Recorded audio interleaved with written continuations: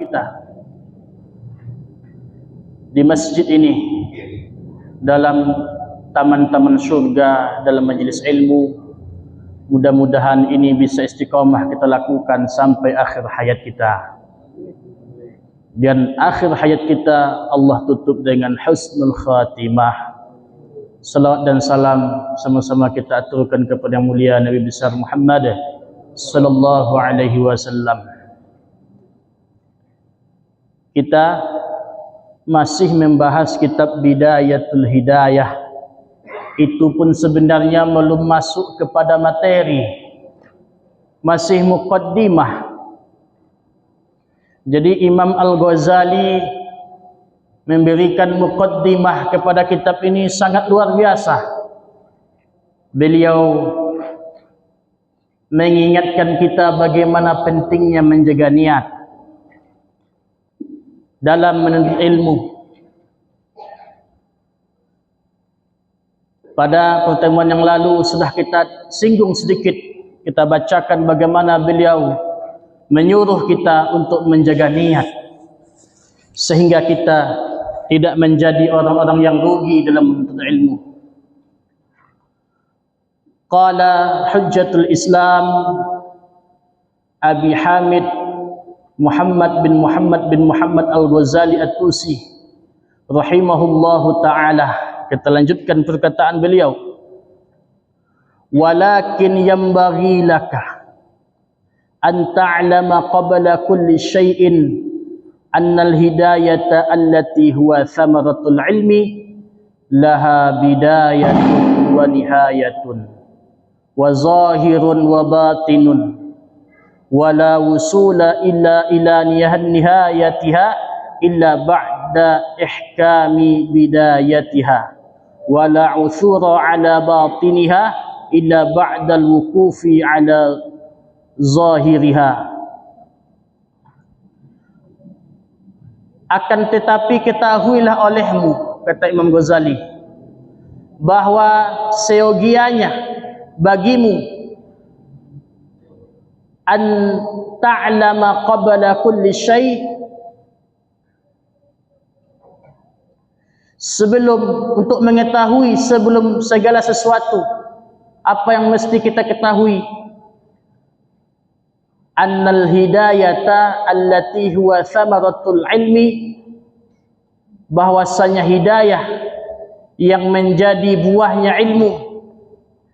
Hidayah yang menjadi buahnya ilmu, apa kita bisa mengamalkan ilmu? Itu hidayah itu laha bidayatun wa nihayatun.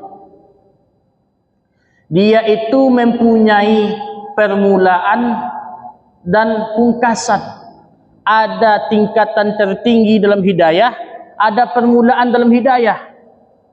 Ini kitab judulnya Bidayatul Hidayah, permulaan hidayah. Hidayah itu memiliki wazahirun, dan zahirnya hidayah, wa batinun, dan batinnya hidayah.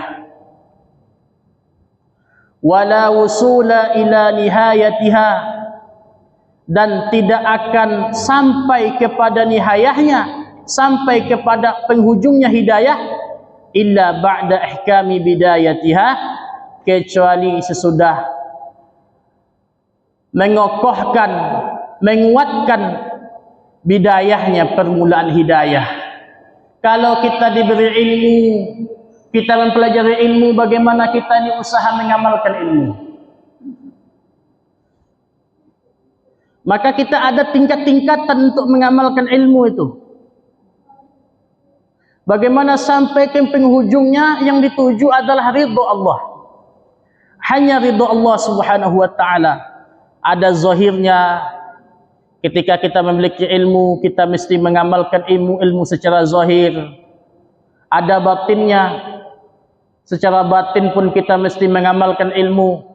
Berapa banyak orang zahirnya alim, tapi hatinya jahil. Banyak juga begitu. Nah, sehingga kita ini enggak terjatuh kepada niat-niat yang salah untuk menuntut ilmu. Ada orang itu salah niatnya menuntut ilmu. Ya Allah, kalau sudah salah bahaya. Seperti yang kita bahas kemarin, capek-capek nuntut ilmu, capek-capek belajar agama, tujuannya supaya dihormati, tujuannya supaya orang cium tangan sama dia, tujuannya supaya orang-orang memandang dia dengan pandangan kehormatan. Ini bahaya. Itu yang tidak kita inginkan. Di sini nanti Imam Ghazali mengasih tahu tingkatan-tingkatan orang dalam ilmu. Karena Nabi sallallahu alaihi wasallam mengatakan asyaddun nasi 'adzaban yaumal qiyamah alimun lam yanfa'ullahu bi'ilmihi. Orang-orang yang paling berat siksaannya pada hari kiamat bukan orang yang bodoh, bukan orang yang enggak tahu apa-apa. Siapa dia? Alimun, ialah seorang yang alim, yang tahu ilmu, lam yanfa'ullahu bi'ilmih, yang tidak bermanfaat, tidak memberikan manfaat Allah kepadanya dengan ilmunya. Ilmunya ada tapi ilmunya enggak dapat memberikan manfaat. Mudah-mudahan kita mendapatkan ilmu yang bermanfaat. Apa kata Imam Ghazali? Wa'lam, ketahuilah, annan nasa fi talabil ilmi ala thalathati ahwal.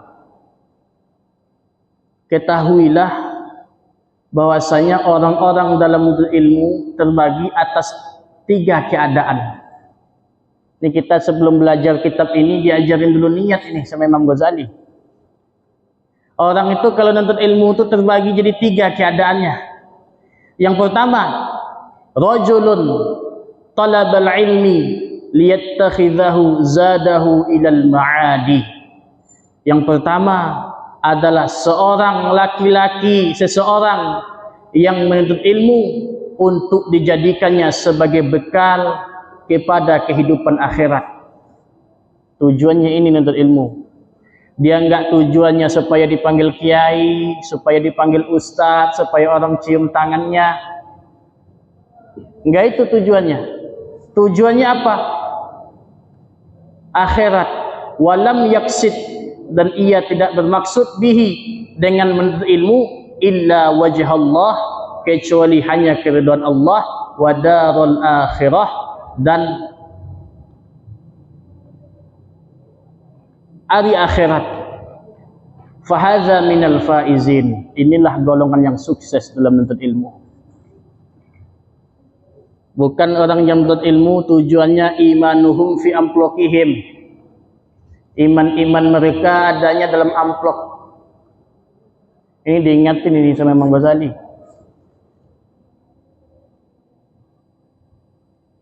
Itu yang pertama. Yang kedua, wa rajulun talabahu liyasta'ina bihi ala hayatihi al-ajilah. Yang kedua adalah laki-laki yang menuntut ilmu untuk minta pertolongan dengan ilmunya atas kehidupannya di dunia. Tujuannya ilmu supaya kehidupan dunianya mudah, supaya dapat gelar, supaya dihormati orang, supaya dapat uang. Ini tujuannya menuntut ilmu nih. Gimana kalau begini? Wa yanala bihi izza wal jah wal mal, dan untuk memperoleh dengan ilmunya apa? Kemuliaan. Apalagi kewibawaan dan harta. Itu tujuannya. Capek-capek hadis majlis taklim di Munawarah, capek-capek belajar lama-lama, tujuannya untuk itu. Untuk itu tujuannya kita menuntut ilmu. Wa huwa alimun bidzalika mustash'irun fi qalbihi rikakata halihi wa khasita maqsudihi. Dan dia tahu kalau maksud dia itu jelek. Dia tahu kalau maksud dia salah. ini salah nih saya nih. Untuk ilmu gunanya untuk cari dunia, cari jabatan, supaya dihormati orang. Dia tahu. Fahadha minal mukhatirin, maka orang ini termasuk orang-orang yang dikhawatirkan. Dikhawatirkan apa? Fa in ajaluhu qabla taubati khifa alaihi min su'il khatimah. Takutnya sebelum datang ajal dia belum taubat, ditakutkan dia nanti su'ul khatimah. Tahu orang dia orang alim, tahu orang dia kiai, tahu orang dia ustaz, orang tahu dia senang hadis majelis taklim. Tujuannya untuk dihormati orang. Ini bukan berlaku dalam ilmu saja, ibadah juga begitu. Ke masjid supaya dianggap ahli masjid. Apalagi macam-macam. Ngimami salat supaya dianggap ahli Quran. Apa aja. Ini kalau enggak taubat sebelum ajalnya, kata Imam Ghazali, khifa alaihi min su'il khatimah. Takut nanti sebelum taubat dia ini sudah datang duluan Israel. Ditakutkan su'ul khatimah. Bahaya ini, orang tahunya dia ini ahli taat ini. Mudah-mudahan kita jadi husnul khatimah. Husnul khatimah itu enak, Pak. Orang yang husnul khatimah itu ibaratkan wafatnya itu ibarat rambut yang ditarik dari tepung. Tepung tidak rusak, rambut tidak putus. Ada seorang ulama mencari penguat riwayat ini dalam Quran, dibolak-balik tuh Quran 30 juz enggak jumpa sampai orang ini mimpi Rasulullah suruh buka surat Yusuf. Nabi Yusuf tuh ganteng, Pak. Nabi Yusuf tuh ganteng. Saking gantengnya Nabi Yusuf, itu ada perempuan-perempuan di zaman Nabi Yusuf kan nengok Nabi Yusuf lewat itu tanpa terasa tangannya teriris-iris oleh pisau. Bengong gitu, kok ganteng amat. Ma hadza bashar. Ini kayaknya yang lewat bukan manusia ini. Ini malaikat yang lewat. Nah, itu penguatnya. Apa maksudnya hubungannya mati kok dengan ceritanya Nabi Yusuf? Orang yang husnul khatimah itu sebelum meninggal dunia ditampakkan kepada mereka pemandangan-pemandangan surga. Saking terlenanya menengok pemandangan surga tanpa terasa ruhnya sudah dicabut oleh Israel. Enak enggak, Pak, kira-kira? Innal ladzina qalu rabbuna Allah. Sesungguhnya orang-orang yang mengatakan Tuhan kami adalah Allah, thumma istaqamu. Pakai thumma, bukan pakai fa. Ini dalam ilmu tafsir beda lagi nanti nih. Pakai thumma, maknanya apa? Dia berusaha istiqomah, terjatuh istiqomah lagi, itu maknanya thumma istaqamu. Terjatuh dalam dosa, enggak putus asa, istiqomah lagi. Sebelum meninggal dunia, tatanazzalu alaihimul malaikah. Datang kepada mereka malaikat. Para malaikat datang saat sakaratul maut. Ngapain? Bilangin, ala takhafu, jangan engkau takut mau mati, mau ke akhirat. Wala tahzanu, jangan sedih ninggalin dunia. Wa abshiru bil jannati allati kuntum tu'adun, berbahagialah kamu dengan surga yang sudah disiapkan untuk kamu. Itu loh surganya. Diperlihatkan bidadari melambai-lambai. Ya, dah manggil-manggil itu. Kang Mas, orang Jawa berarti ini yang mati. Ya. Dan nampak bidadari melambai-lambai. Ditampakkan pemandangan surga. Itu pahala kamu ngaji di Masjid Munawwarah itu. Tuh, tengok pahalanya. Kamu salat berjamaah itu loh pahalanya. Wa abshiru bil jannati allati kuntum tu'adun, berbahagialah kamu dengan surga yang telah Allah siapkan untuk kamu. Gimana coba? terlena menengok pemandangan surga tanpa terasa ruhnya sudah dicabut oleh Azrail. Enak enggak? Gimana Pak? Mau enggak husnul khotimah? Nah, kalau enggak repot ini. Makanya mesti kita jaga niat.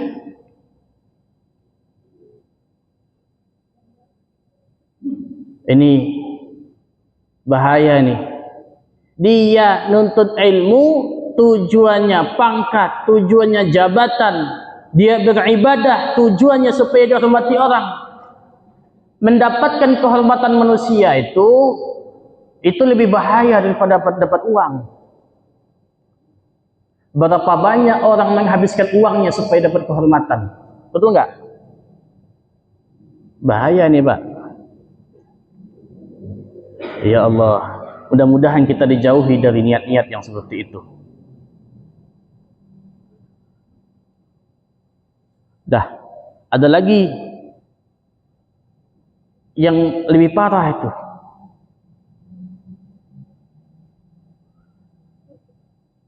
Yang lebih parah lagi daripada itu. Yang ketiga, itu lebih parah lagi. Yang ketiga, wa rajulun tsalithun, laki-laki yang ketiga, istahwadza alaihi syaitan, ia telah telah menguasai kepadanya syaitan. Syaitan telah menguasai dirinya menuntut ilmu. Fattakhadha ilmahu dzari'atan ila takatsur, lalu ia jadikan ilmunya sebagai perantaraan kepada kemegah-megahan. Bil mal, dengan harta, wa tafakhuri, dah digunakan dengan harta dan bermegah-megahan, bil jah, dengan pangkat, wa ta'azzuzi, dan menjadi mulia bi kathratil ittiba, dengan banyaknya pengikut. Ini saya nih kiai besar ini, pengikut saya banyak, santri saya ribuan. Yadkhulu bi'ilmihi kulla madkhal, masuk dia dengan ilmunya ke setiap pintu masuk ke pemerintahan, masuk ke mana-mana. Raja'an ay yaqdiya minad dunya, tujuannya dunia. Ya Allah. Tapi dia yang anehnya lagi, wa tarafa wa huwa ma'a dzalika yatmiru fi nafsihi annahu 'indallahi bimakanin li'tisanihi bisimatil ulama. Dia ni merasa orang baik, dia ni enggak merasa orang yang salah. Saya ini mah benar, tujuan saya mah masuk pemerintahan untuk jihad, tujuan saya mah punya santri banyak, kan memang saya kiai gede. Enggak apa-apalah, ini mesti saya banggain ini. Dia pakai pakaian ulama untuk ngapain? Untuk bermegah-megahan dengan ilmunya. Zahiran batinan, udah untuk dunia saja. Udah, orang yang begini ini tertipu dia. Dia merasa baik juga.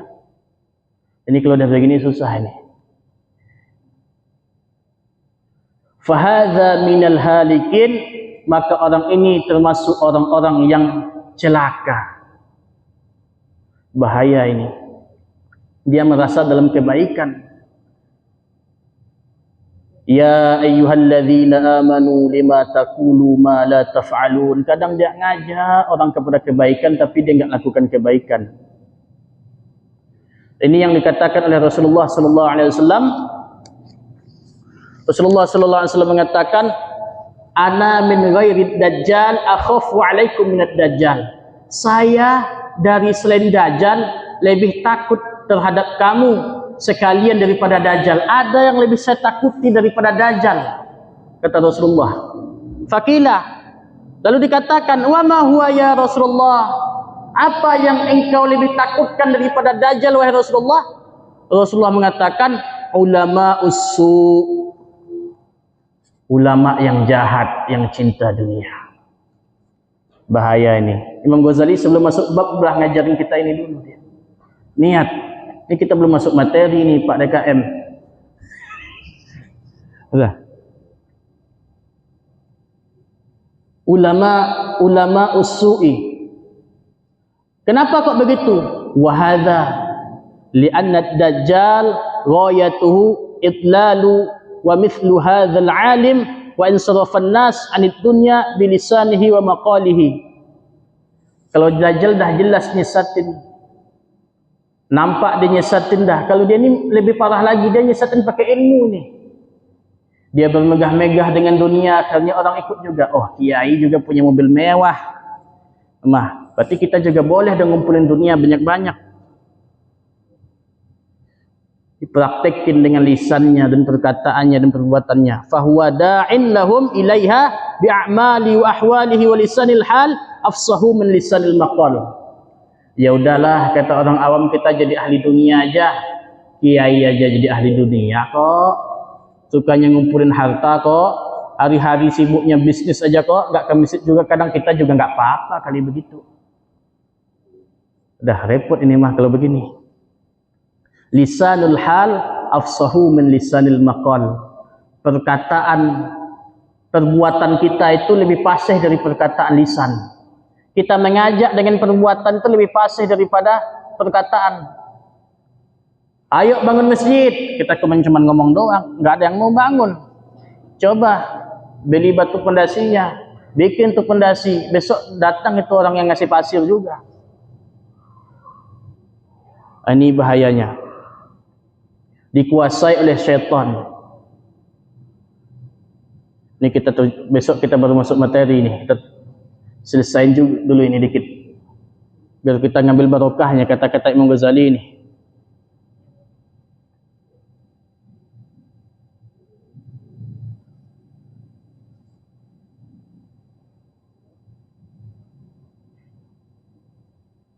Bahkan tidak jarang syaitan itu menipu dengan hadis, dengan bisikan-bisikan, saya ini orang alim. Satu kali memandang orang alim, memandangnya aja. Allah ciptakan malaikat dalam hadis begitu kepada orang yang mandang dengan cinta, yang malaikat itu akan mendoakan dia sampai hari kiamat. Oh, berarti saya ini orang barokah ini, mandang saya aja orang dapat pahala. Nah, ini bahaya nih, niat-niat begini. Ini yang diperingatin oleh Imam Al-Ghazali, supaya kita memperbaiki niat.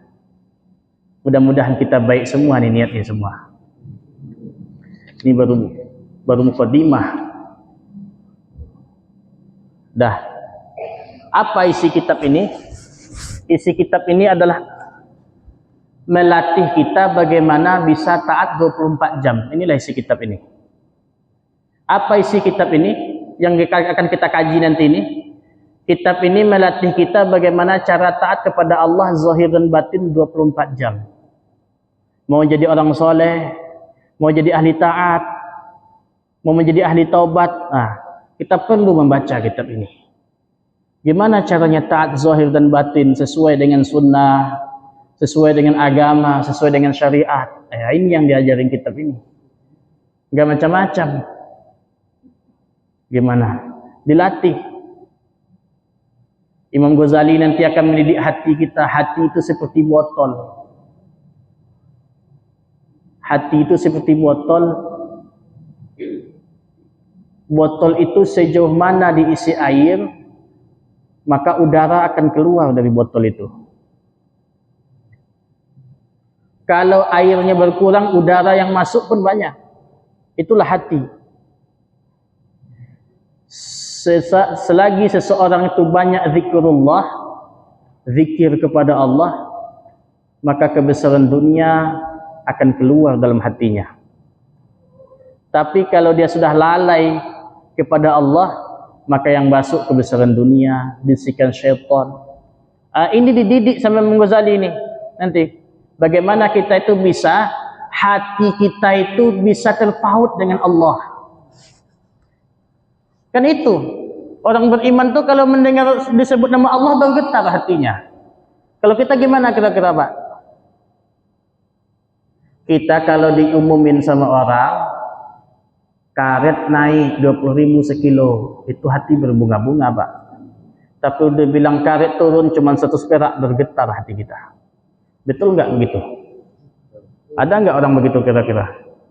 Mana orangnya? Nah itu, ini yang mau didik Imam Ghazali nanti nih. Bagaimana kita membersihkan diri zahir dan batin. Ini dah 3 kali pertemuan, ini baru mukadimah doang. Mukadimahnya aja Imam Ghazali sudah ngingetin kita luar biasa.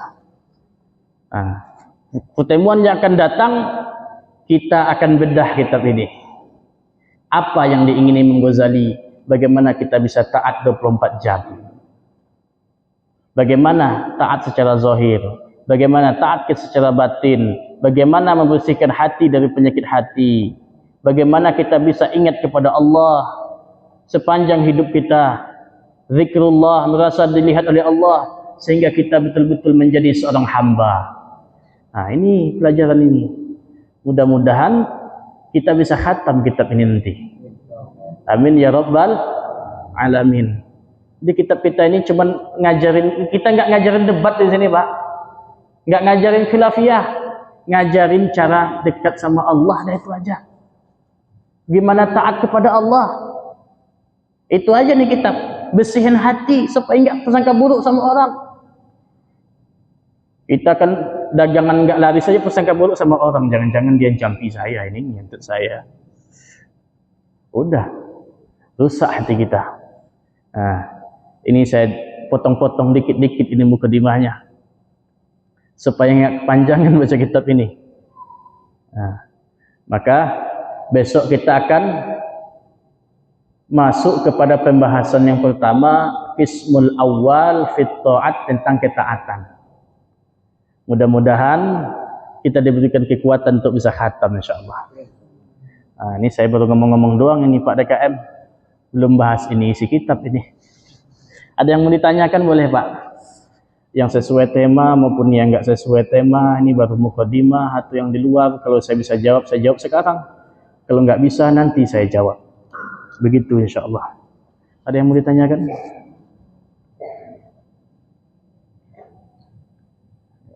Assalamualaikum warahmatullahi wabarakatuh. Waalaikumsalam warahmatullahi. Ini pertanyaan di lain tema, Ustaz. Iya. Ini mengenai masalah bab, dijawabkan dari tema. Ini masalah bab yang saya pertanyakan karena kemarin bertugas, yaitu tentang salam lintas agama.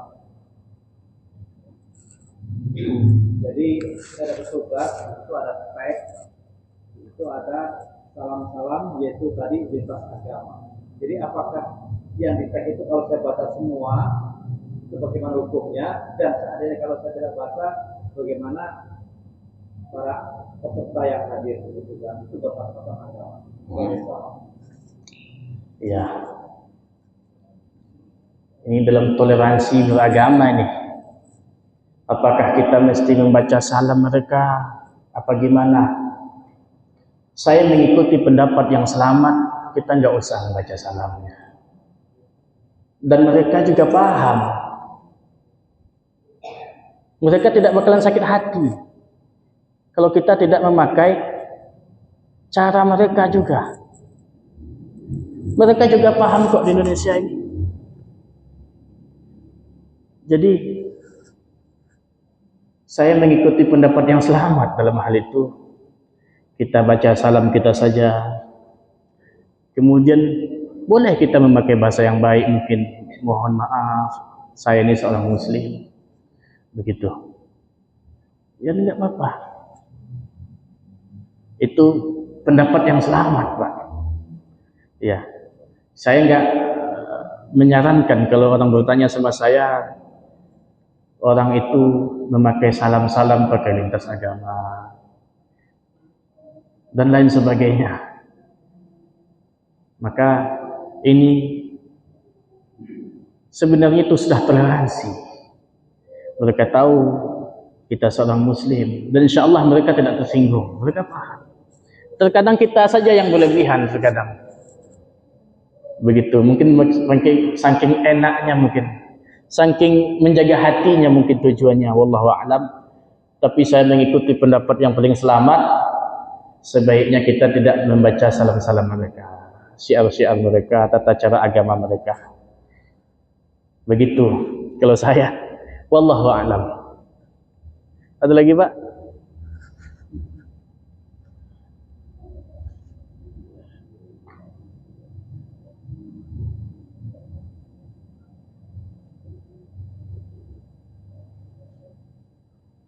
Udah ya, berarti udah paham semua.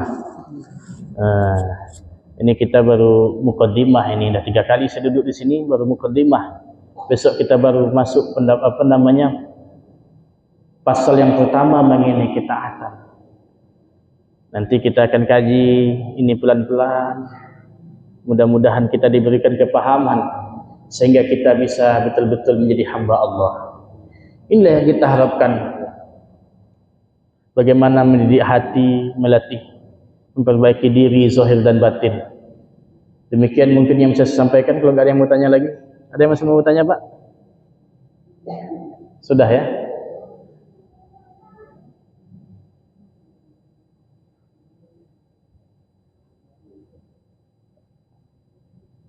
Ya. Sudah, alhamdulillah. Mudah-mudahan diterima oleh Allah Subhanahu wa taala. Demikian yang bisa saya sampaikan. Ada benarnya dari Allah, kepada Allah saya minta ampun, kepada jemaah sekalian saya minta maaf.